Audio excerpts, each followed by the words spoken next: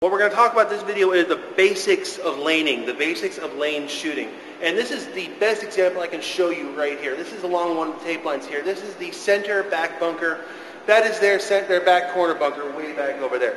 And you'll notice this huge wide open space right here. This is basically what laning is.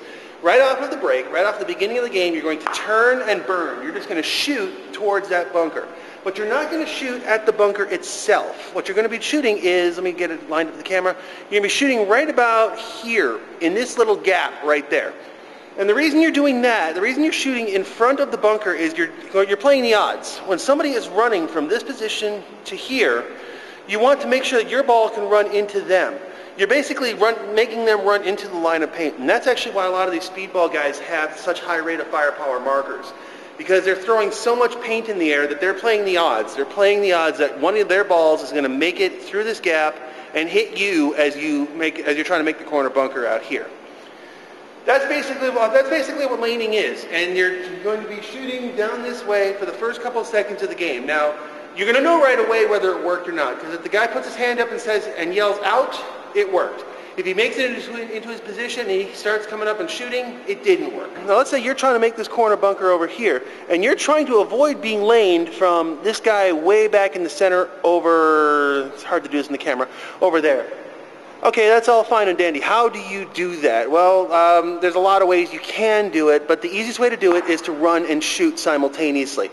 What you're going to do is you're going to be moving and shooting towards the guy that you think is going to be laning you.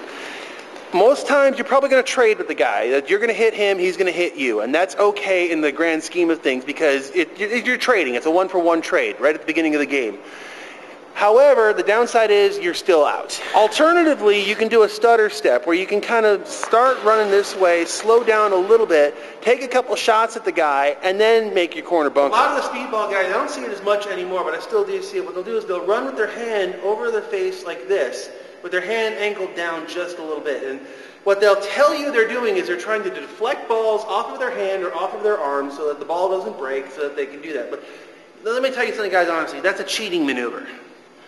What they're doing is they're putting their hand up like this so that you hit them in the hand, you hit them in the underside of the arm, they're going to make their position, they're going to do a Superman slide. And when they do that, they're going to wipe all of the paint that you shot them with because it's all on the underside right here. So as a referee, if I see you running with your hand up like this, that's a red flag. And I'm going to be watching you like a hawk because I'm pretty sure you're cheating. There's going to be a lot of people who are going to be saying that there's so much more to laning than that there's so much more to it than that. But for the Woods guys, this is pretty much all you need to know. If you really want to get involved with it, go hit up one of those forum places and, go talk to them. But honestly, the only thing you really need to know is the basics.